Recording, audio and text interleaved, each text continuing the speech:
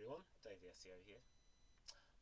This video is going to be talking about international SEO consultancy, which is one of the main things that I do, one of the main areas that I am experienced in and really enjoy working in, to be honest.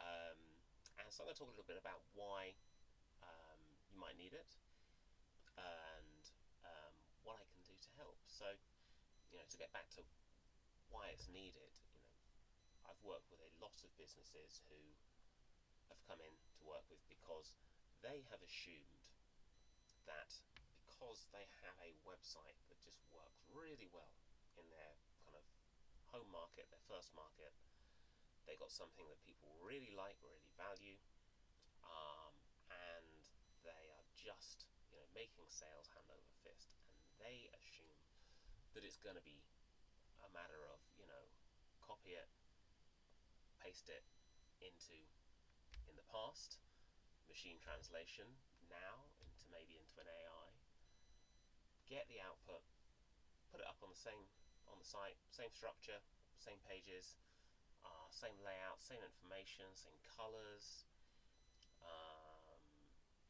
and they'll just keep on replicating what's worked in every market, and it's very rarely like that. Now, there's some industries, some areas where you can maybe get away with it a little bit more. Generally, for B2B, there's maybe more you can get away with similarity, but even then, you're missing out if you're not localizing your marketing efforts, your website.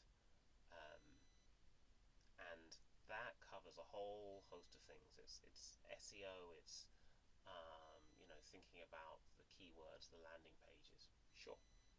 But there's so much more to it than that as well. And this is maybe what people just don't kind of stop and think. So you've got a product that's successful in one market. Now, what makes that successful? Is it that you are first to the market? Are you going into another market where maybe there's more competitors? Did you just get into the market just the right time as people wanted that product or service? Or maybe in another market the maturity is not there yet, and then you're not at the point where people want to start buying that thing. Or maybe it's a market where people just don't know that your product's a product or service a service yet, whereas in another market you've come in and other people have kind of done the initial work of making people aware of this type of product, this type of solution. But if you go into other markets, maybe you don't have that. That's something I talked about a little while ago, a couple of years ago now, at Brighton SEO. So there's those kind of things in terms of the market actually being there. But even if it's there and there's people and there's a ready market for what you're offering, it doesn't mean it can be exactly the same. Now, the products and service maybe need to be changed themselves. But before we even get into that, your marketing efforts, your search efforts are going to need to be different. Your content needs to be different. And it's not just a matter of taking our existing piece of content, translating it, maybe changing some slight spellings. If you're from the UK and you're launching into the US, changing a few S's to Z's and things like that. That's not what I mean when I talk about localization. I'm not saying you shouldn't be doing that, but there's way more to it than that. If you do have competitors, there might be a certain way people have got used to buying said thing. There might be similar websites where people have a certain expectation. But even if not, just websites in general, how they're designed, expectations in different markets different. Those can be kind of just little things that once they're pointed out are very obvious. Like in some markets, red prices mean a discount. In other markets, all prices are in red, for example. That's just one thing that's obvious when it's pointed out. The things that are more tricky are the things that aren't so obvious, and you need people in that market to help you with that localization. Now, that's not what I do. I make sure you've got the strategy which brings in the people you need, and I can often put you in contact with the right people to work with. But that's I'm not an expert in lots of individual markets. There's lots of markets I've worked with, but I've always worked with people who are experts in those markets. Okay, maybe in the UK, I maybe should be an expert in the UK market. That one, okay. But if possible, you also want to work with people who are experts in the market and the language. Obviously, some markets have multiple languages, and the industry as well, and knowledge of how that industry works in that country. So this is kind of what you need to do, and what things you need to be thinking about with your strategy. There's so many cultural nuances that you need to get right. So it's not just changing the content, like I was saying. Even if you do a really good job of localizing it. But was that the right piece of content in the first place? Maybe you need a different piece of content, because people are searching things in a different way. Their research journey is different. It's got different points. There's different things that are important. There are different points in their journey. It could be that your landing page for one market, what people want to see is reviews, and maybe reviews from people in the same market are going to make a big difference to them rather than reviews in your home market, or at least a mixture. Maybe people expect to see data laid out in front of them, and that's how they like to take in information, and that can be a cultural thing that they prefer that, whereas maybe that is just going to irritate people in other markets who want like some more kind of marketing waffle.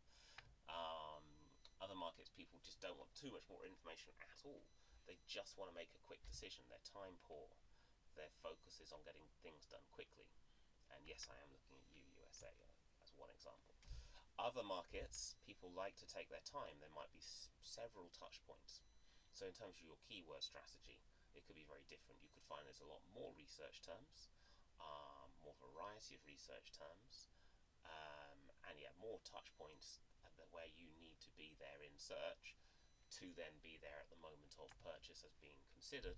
Whereas in another market, maybe the market you've worked in so far, you've got used to the fact that people, come onto the site, you give them the basic information, you got a good price, then you make a sale. Maybe price is less important in other markets as well. So these are all things you need to consider. You need to consider, are your audience the same people? Are the decision makers the same? Are there additional decision makers, additional people impacting the final decision? And that's particularly the case in businesses. In some markets, you may find that it's much more common for people at a lower level to have some authority to sign off expenses up to a certain amount. In other markets, it may well be that almost all expenses have to be signed off by the CEO or at least the CFO. But also for B2C stuff in households, who makes the decisions? That can vary a lot. Is the whole family involved? Is it more traditional where there's a head of the household, and who's that more likely to be? That varies a lot as well. You really need to understand that. Different people involved in this process may search in different ways. Different things may be important to them.